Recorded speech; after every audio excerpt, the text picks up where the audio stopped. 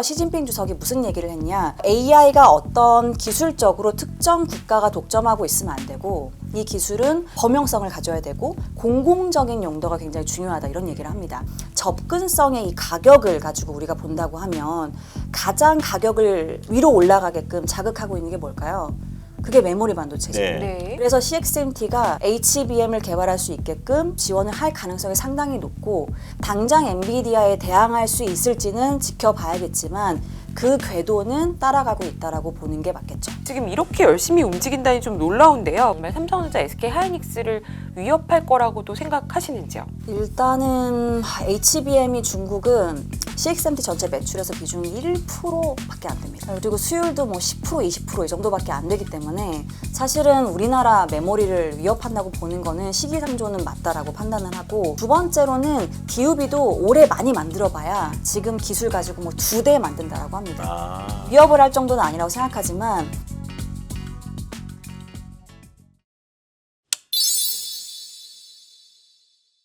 그 중국이 정말로 한국 반도체 기업을 위협할 만큼의 어떤 플랜을 가지고 있는가, 현 시점에서는 어떻게 평가하십니까?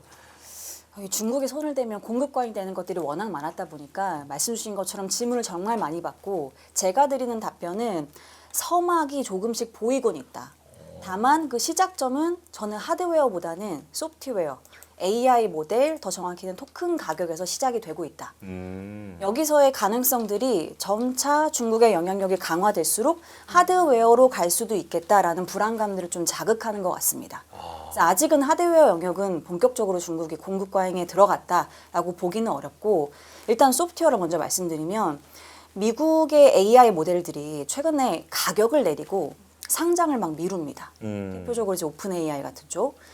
이게 단순히 어떤 AI 투자의 사이클의 정점에 와서인지 아니면 어떤 누가 방해 공작을 하는 건지, 요거를 좀 나눠볼 필요가 있는데 저는 후자인 것 같습니다. 뭐냐면 네. 중국이 토큰 가격을 어마무시하게 내려왔거든요. 그리고 이걸 주로 어디에서 쓰냐 봤더니 중국에서만 쓰는 줄 알았더니 실리콘밸리도 중국 모델을 많이 쓰더라, 이런 보도가 블룸버그에서 막 나옵니다. 네. 그러니까 중국이 AI 모델들이 토큰 가격을 엄청 내리고 있는데, 이걸 가지고 많은 또 질문을 제가 받았던 게, 이들은 그럼 뭘 먹고 사나요? 가격을 이렇게 내리면. 맞아요. 그렇죠. 이들의 전략은 무엇인가? 저는 중국을 볼 때는 개별 기업들을 바텀업으로 보는 것도 중요하지만 탑다운으로 정부 정책을 보는 게 너무 중요하다고 말씀드립니다. 그러니까 정부의 정책의 의도에 따라서 움직이는 거면 더 구조적이고 시스템적으로 장기화될 수밖에 없다. 그래서 저는 정책단에서 여러 가지를 보는데, 요거 페이지 한번 보시면은 최근에 중국이 WAIC라는 걸 했어요. 여기에서 뭐 문샷 나오고 여러 가지 이슈가 나왔는데, 시진핑 주석이 원래는 총리가 주로 기조연설을 하는데 이번에는 주석이 나왔습니다. 이 WAIC는 뭔가요? 이게 세계 인공지능 대회라고 해서 2018년에 중국이 시작을 했습니다. 네. 중국이 하는 거예요? 맞습니다. 중국에서 열린 월드 거고, AI 뭔가 보죠? 컨퍼런스입니다. 컨퍼런스요. 네. 네. 그래서 중국이 AI의 기준과 표준을 잡아가겠다 라고 감히 월드를 붙여서 네. 컨퍼런스를 열고 있다고 보시면 되고, 여기에서 시진핑 주석이 무슨 얘기를 했냐, AI가 어떤 기술적으로 특정 국가가 독점하고 있으면 안 되고 이 기술은 범용성을 가져야 되고 공공적인 용도가 굉장히 중요하다, 이런 얘기를 합니다. 그래서 하모니, 그러니까 교향곡을 각자 다 이뤄야 된다. 이건 우리나라 보도에도 많이 나왔는데, 저는 이걸 어떻게 해석했냐면 정부에서 얘기한 여러 가지 정책과 조합해 봤을 때 여기에서의 합의는 AI를 공공재로 만들고 싶어 한다. 공공재라는 건 우리가 잘 아는 뭐 통신이나 전기나 인터넷 이런 것들이 있을 수 있겠죠. 그래서 AI를 여기저기 많은 산업과 사회적인 요소로 투입해서 생산성 향상을 가져가고 싶은 건데, 그러려고 하면 공공재는 두 가지 전제 조건이 필요합니다. 첫 번째, 범용성. 네. 모두 다 적용이 가능해야 되는 거죠. 그렇죠. 그러니까 폐쇄형이면 안 되는 겁니다. 오픈웨이트로 가야 돼요. 중국의 AI 모델들은 다 오픈웨이트로 가죠. 두 번째, 접근성이 중요합니다. 너무 비싸면 안 돼요. 그러면은 공공재로 사용을 할 수가 없죠. 접근성에서 중요한 가격을 그래서 중국 정부가 뒤에서 일종의 백업을 해주는 겁니다. 네. 뭐냐면 지분 투자도 지금의 문샷과 딥식은 갑자기 나온 게 아닙니다. 중국 중앙정부, 지방정부가 지분 투자를 했고 상장하고 나서는 보조금도 계속 챙겨주고 있습니다. 그래서 공공재로서 사용될 수 있게끔 정부 단에서 힘을 밀어주고 있는 거고 이런 것들이 오픈웨이트면서 저가로 공급이 되니 미국의 AI 모델들을 위협하고 있다. 그래서 저는 중국의 이 공급 과잉이 AI 영역에서는 이미 토큰 영역에서 시작이 됐다라고 좀 보고 있습니다. 예. 많은 분들이 이제 그 방금 말씀해주신 부분에 대해서 공감하고 이해한다 하더라도 이런 생각하시잖아요. 그 중국이 제공하는 서비스 가격은 낮을 수 있어도 그거 만드는 값은 똑같다던데 이거 뭐 과연 얼마나 지속 가능한 걸까 이렇게 많이들 반문하시는데 어떻게 대답을 해주시나요?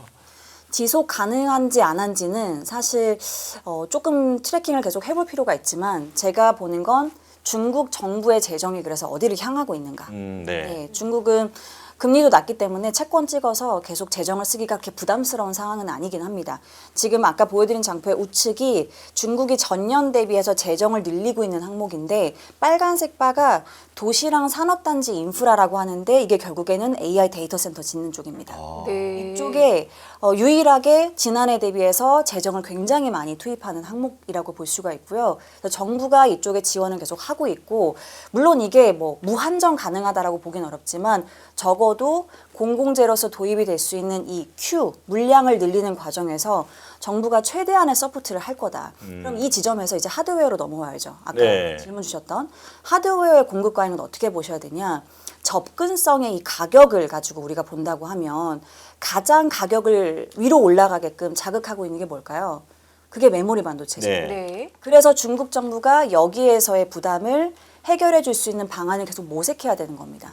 그래서 CXMT가 HBM을 개발할 수 있게끔 정부에서 뭐 이건 수단을 가리지 않고라고 말씀드리는 게 조금 오버할 수는 있지만 많은 방향성을 고려해서 할 수 있게끔 지원을 할 가능성이 상당히 높고 여기에서의 내러티브를 사실 많은 중국 안에서의 투자자들이 공감하고 있다.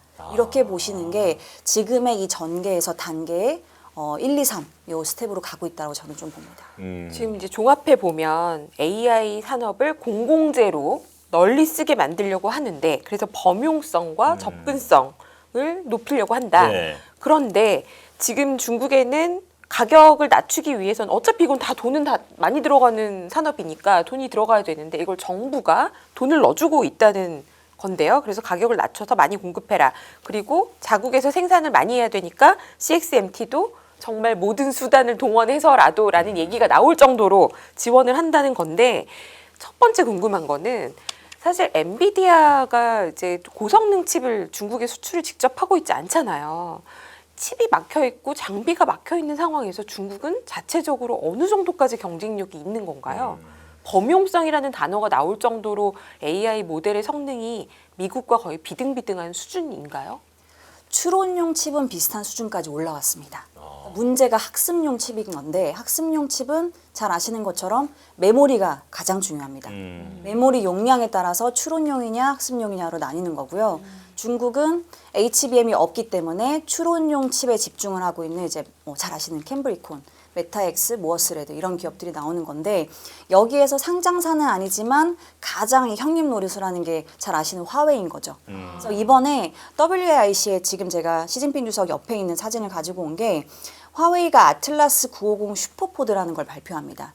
이게 뭐냐면 이제 우리가 엔비디아를 대항할 수 있는 컴퓨팅 파워를 우리만의 생태계로 만들 거야 라는 포부라고 보시면 됩니다. 사실 컴퓨팅 파워는 어떤 특정 칩의 성능도 중요하지만 물론 메모리도 들어가야 되긴 합니다. 여기에서는 인터커넥트부터 시작해서 통신 연결 인프라, 제일 중요한 엔비디아의 핵심적인 자산인 쿠다를 대체할 수 있는 중국만의 화웨이는 캔이라고 하는 모델을 이 소프트웨어라고 명칭을 칭하는데요. 이걸 가지고 중국 안에 칩의 생태계를 컴퓨팅 파워로 통일하겠다. 라는 전략을 보여줬다고 보시면 됩니다.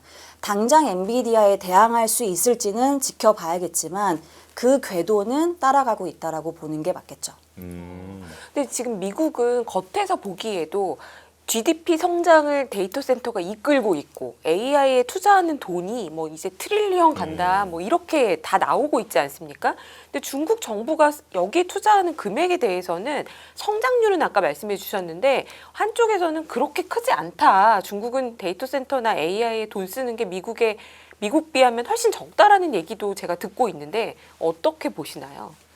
이게 정확한 숫자를 찾기가 좀 쉽지가 않아요. 네. 근데 민간 기업들, 그러니까 특히나 프라이빗 부분에서는 중국이 미국 대비해서 AI 투자가 6분의 1 수준밖에 안 되긴 합니다. 네. 근데 일각에서는 중국은 전력망을 이미 많이 깔아놨기 때문에 전력이 비어서 상당 부분은 충당이 이미 돼 있다라고 보시는 분들도 있고, 다만 요건 조금 오류가 있기는 해요. 데이터 센터를 지을 때 1기가와트 기준으로 전체 비용에서 60% 정도가 서버이긴 합니다. 네. 전력은 생각보다 많지 않아요. 그렇죠. 전력은 7에서 7%이기 때문에 7에서 한 10% 정도. 그래서 사실은 더 많이 지어야 되는 건 많고, 프라이빗 부분만 집계가 되기 때문에 정부까지 합치면 미국을 초월한다라고 보기는 어렵지만 거기에 상응한 정도를 정부가 지금 할 준비를 하고 있다라고 보는 게 저는 맞는 것 같습니다. 예. 그 중국의 전력에 대해서는 또 그 전력이 싼 건 맞는데 풍부한 건 아니다. 이렇게도 좀 지적하는 분들도 있더라고요. 맞는 얘기입니까? 전력은 일단은 시장이 좀 오해하는 부분이, 풍부한 거는 사실 맞을 수는 있을 것 같아요. 전력량 기준으로는 사실 조금 뒤에 있는 부분이어가지고 차트가 뒤에 있는데, 네. 일단 전력 쪽은 중국이 미국 대비해서 전력 그 발전 가격이 굉장히 낮다, 네. 전력 비용이 낮다, 이렇게 알고 계시거든요. 네네. 네. 근데 지금 제가 보여드린 장표를 보시면 산업용 전력 단가가 중국이 미국보다 높습니다. 네, 첫 번째 차트 보시면 네. 정확하게 싼 거는 재생에너지가 싼 거예요. 아, 네. 네, 그리고 뒤에 있는 장표를 보시면 더 이해하기가 쉬우신데요. 도매 가격이랑 데이터 센터용 전력 비용을 보면 미국은 랭인지가 굉장히 좀 좁죠. 중국은 굉장히 브로드합니다. 이게 뭘 뜻하냐? 어디에 짓는지가 중요하다. 중국은 지역 따라서 전력 가격 편차가 굉장히 심하고, 그래서 방송 때 좀 한 번쯤은 이 단어를 들어보셨을 텐데 동수서산이라는 걸 합니다. 네, 서부 지역에 데이터 센터를 짓는 거거든요. 네. 서부 지역의 전력 단가가 낮고 여기는 또 재생에너지 인프라가 잘 구축이 되어 있으니까 이러한 전략을 가져가는 이유가 여기에 있다. 그리고 동부 지역에 그렇다고 해서 데이터 센터 안 짓는 건 아닙니다. 여기에도 전력이 사실 싸진 않는데 싸다라고 인식이 되는 건, 중국 국산 AI 칩을 쓰면 정부가 전력 비용의 50%를 보전해 줍니다. 그래서 싸진다라는 얘기군요. 네. 그래서 여러 가지 좀 입체적으로 정부가 지원할 수 있는 보조금을 지원을 하고, 이게 국산화를 자극하는 쪽으로 가고 있다라고 보는 게 더 정확하겠죠. 정말 새로운 사실을 많이 듣고 그러니까요. 있습니다. 네. 네, 중국 정부의 의지가 상당하다. 저는 중국이 원래 전기요금이 싼 거라고 생각했는데 평균적으로는 미국보다 높다는 것도 처음 들었고요. 그거를 지역별로 분산해서 중국 정부가 보조금까지 줘가면서 키우고 있다는 것도 처음 들었습니다. 그러면요, 지금 중국은 고성능 AI 자체 모델의 범용성을 원하고 있잖아요. 그걸 하기 위해서 기업들은 지금 현재 어떻게 하고 있는 건가요? 일단 범용 모델을 대부분 그러니까 오픈웨이트 형태로 보급을 하고 있고, 싸게끔 공급을 할 수 있는 관점에서 물론 정부가 지원도 하지만 민간 기업 스스로도 노력을 많이 합니다.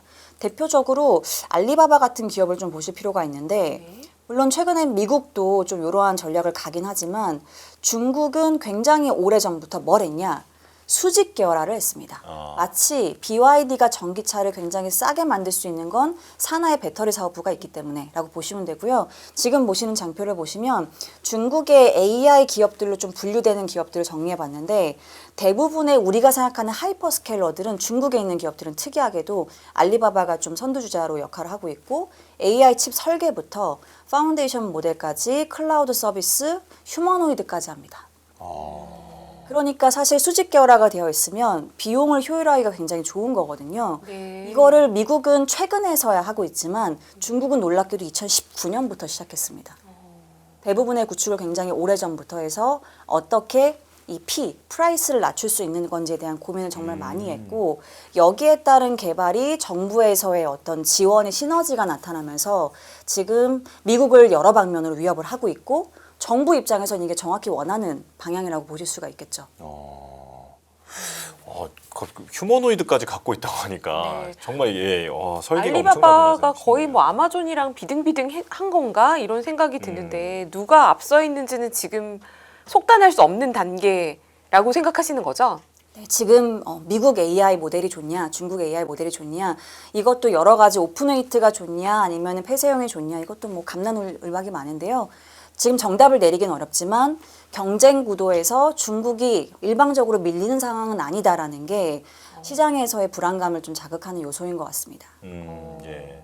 근데 이제 중국 AI 모델들에 대해서 엄청 칭찬하는 얘기가 또 들려오다가 주가는 또 급락했다면서요. 이건 왜 그런 거죠? 주가가 급락한 게 아까 말씀드린 토큰 가격을 내려서 일종의 공급 과잉을 유발하는 건 사실은 스스로한테도 독은 맞습니다. 네. 네, 왜냐하면 돈을 벌기에 어려운 구조를 본인 스스로 만들고 있는 거고, 그래서 어찌 보면 지금 이 토큰 가격이라는 건 가격과 성능 두 가지를 보셔야 되는데, 두 가지 중에서 성능은 올리면서 가격을 내리는 게 중요합니다. 지금 쌍계비지떡은 안 먹히는 거죠. 그렇죠. 왜냐하면 이제 정액제가 아니고 정량제로 가기 때문에 그러면 성능도 좋은 걸 계속 뽑아내야 되는 거고, 그래서 줄프의 이제 ZAI라고 부르는 여기에 GLM이 소타 모델에 들어가고 얼마 안 돼서 문샷의 키미가 또 소타 모델에 들어갔습니다.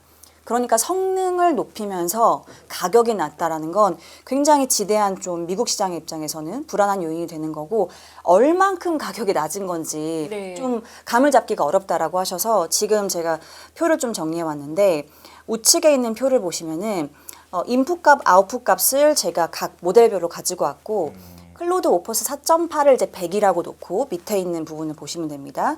GLM과 미니맥스가 가격이 어느 정도인지 보시면 3에서 6% 레인지입니다. 이들의 10%도 안 되는 겁니다. 와, 엄청 싸네요. 어떻게 이렇게 쌀 수가 있는 거죠? 압도적으로 저렴하고, 최근에 또 알리바바 QN 3.8이 나와가지고 난리였는데, 그 직전 버전으로 봤을 때는 30에서 18%. 이게 상대적으로 좀 비싼데 그래도 50% 레벨도 안 됩니다. 이게 이제 토큰 가격의 사용자의 책정하는 가격이라는 말씀이신 맞습니다. 거죠? 그럼 이들 기업들은 적자를 보더라도 이렇게 한다는 얘기일까요? 네, 적자를 보고 있습니다. 뭔가는 포기하고. 네. 일단은 AI라고 하는 이렇게 초입에 도입되는 기술은 아시겠지만 초기에 얼만큼 내가 시장을 장악하고 있는지 독점을 하는 게 너무 중요합니다. 그 다음 허들은 높아지기 때문에 중국은 정확히 이쪽을 타겟팅해서 가격을 낮춰서 내 고객을 확보하는 이 비용을 이쪽으로 투입을 하고 있다고 생각을 하고, 단순히 기업들이 조각조각 정책을 가져가는 거면 누구 하면 나가 떨어지고 이럴 수 있지만, 정부가 정책단으로 밀어붙이고 있는 거라고 하면 투자의 지속성은 생각보다 길 수도 있겠다. 지금 미국은 오픈 AI의 자금 조달, 자본 조달에 대한 문제가 이슈가 계속 되고 있잖아요.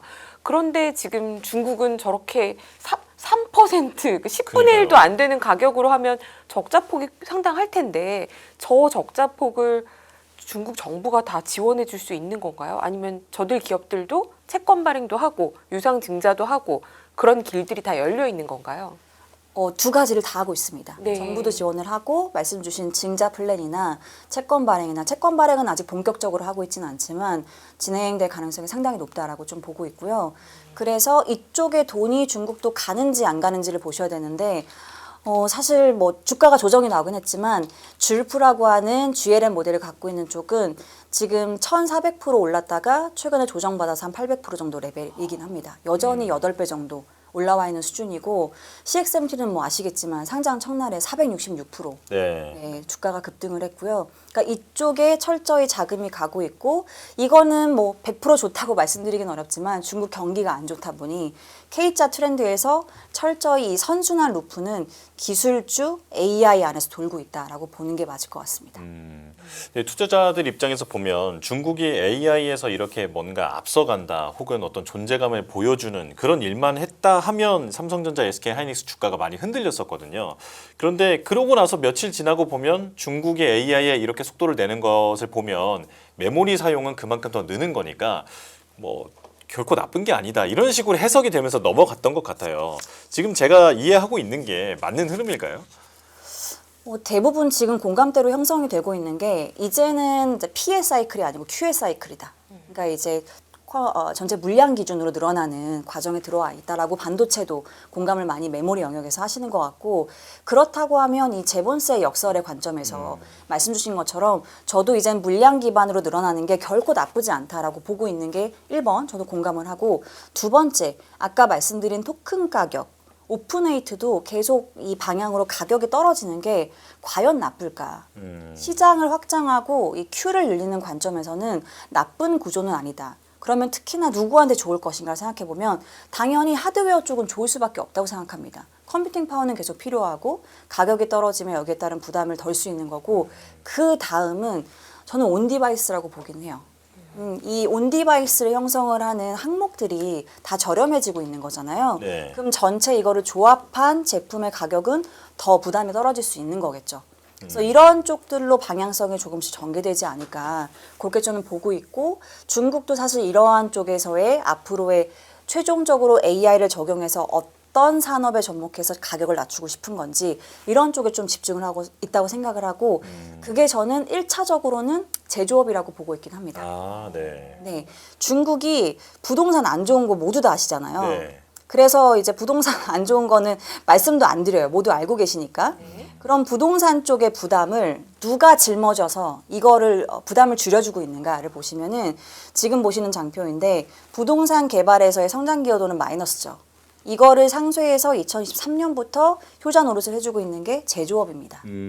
그렇기 때문에 제조업을 계속해서 AI랑 결합해서 생산성을 올려야 되는데 또 올릴 만한 유인이 충분히 되는 이유가 우측에 있는 생산성을 국가별로 쭉 정리한 거 보시면은 중국이 세계 공장이라는 지위가 무색할 만큼 생산성이 굉장히 낮습니다. 그러네요. 네. 예전에는 이제 인구 보너스 효과로 끌어올렸던 것들이 이제 중국도 2035년이 되면 인구가 최소 4천만 명이 줄어듭니다. 아, 네. 네, 인구 절벽에 들어와 있기 때문에 그렇다고 하면 어떻게 내가 이 제조업을 끌어올릴 수 있을까? 그거는 AI를 결코 놓칠 수가 없는 거고 되게 중국스러운 게 뭐냐면요. 다음 페이지에 밑에 있는 바 차트 두 개를 보시면 되는데 중국스럽게 LLM 개발도 내가 원하는 방향으로 딱 타겟팅해서 합니다. 이거는 중국이 내연기관차 건너뛰고 전기차 간 거랑 조금 비슷한 구도라고 보시면 되는데 제조업에서의 생산성 향상은 결국 휴머노이드 쪽으로 갈 수밖에 없어요. 인구가 주는 걸 대체해야 되는 거니까. 휴머노이드 뇌에 들어가려면 LLM이 아니고 비전 랭귀지 모델, 그러니까 멀티모달로 해석할 수 있는 능력이 필요하거든요. 그래서 네. VLM이라고 부르는데 보시면 우리가 제일 많이 시키는 게 우측에 있는 텍스트 투 이미지. 그러니까 이거는 뭐 우리 많이 쓰는 거죠. 네. 여전히 사람이 하는 영역입니다. 여기에서 좌측에 있는 텍스트 투 이미지나 비디오 위드 오디오까지 조금 더 상위 버전에 있는 쪽들은 보면 빨간색 바가 중국 모델들이거든요. 성능 월등히 높은 것들이 굉장히 많습니다. 단순한 것들은 오히려 개발에 집중 안 하고요. 네. 더 멀티모달 영역에서 우리가 원하는 쪽, 가성비를 그쪽으로 이제 잡는 거죠. 이렇게 가야 우리는 재정이 그렇게 많지도 않고 넉넉하지도 않기 때문에 우리가 원하는 제조업 육성을 위한 AI를 개발한다. 이렇게 좀 설정이 되고 있다고 봅니다. 예. 제가 생각했던 것보다도 중국이 상당히 지금 적극적으로 발전하고 있다. 민간과 공공 정부가 정말 열심히 하고 있구나. 맞아요. 이런 느낌을 오늘 받고 약간 소름 돋았어요. 왜냐하면 지금까지 CXMT 걱정하면 에이 그거 뭐 걱정할 단계 아니야라는 맞아요. 얘기를 더 옛날 많이 기술이라던데. 들었었는데 지금 이렇게 열심히 움직인다니 좀 놀라운데요. 그러면 CXMT와 또 문제가 되고 있는 지금 DUV 장비에 대해서는 어떤 수준이라고 보시는지 이게 정말 삼성전자, SK하이닉스를 위협할 거라고도 생각하시는지요?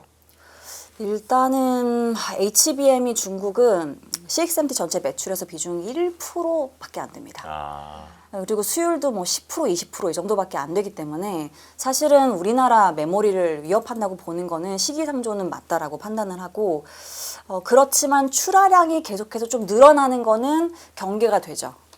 물론 이제 DDR5 시리즈긴 하지만 여기 기반으로 해서 2022년 대비해서 2025년에 출하량이 10배가 늘었습니다. 아. 네.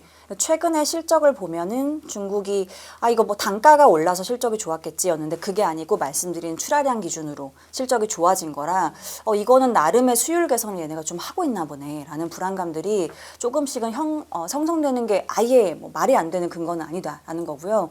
두 번째로는 주가 측면에서 좀 생각을 해보면 DUV도 올해 많이 만들어봐야 지금 기술 가지고 뭐 2대 만든다라고 합니다. 아. 위협을 할 정도는 아니라고 생각하지만 어찌 생각해보면 아까 질문 주신 거랑도 연결되는데 전체 큐가 늘어나는 관점에서 모두 다 수요를 가지고 간다고 하면 중국 안에 국산화 수요가 당연히 생길 것도 맞고 글로벌 다른 국가들도 개발을 할 것이기 때문에 저는 블록화가 된다고 생각합니다. 네. 그래서 원래는 제가 조금 이거는 구도를 어떻게 생각해야 되는지 고민을 많이 했는데 중국의 메모리와 우리나라의 메모리는 같은 메모리 피어에서 어쨌든 이 뭐랄까요? 인버스의 성격을 좀 보이지 않을까 아, 생각했는데 그게 네. 아니고 중기적으로는 같이 가는 방향일 수 있겠다. 중국 안의 수요는 블록화돼서 이쪽 안으로 가고 다른 쪽의 수요는 사실은 우리나라 쪽으로 가는. 아. 그래서 전체 총 수요가 굉장히 크게 부러지는 상황이 아니라고 한다면 꼭 이 두 개가 인버스의 상황으로 주가가 전개되지는 않을 것 같다라는 생각이 들고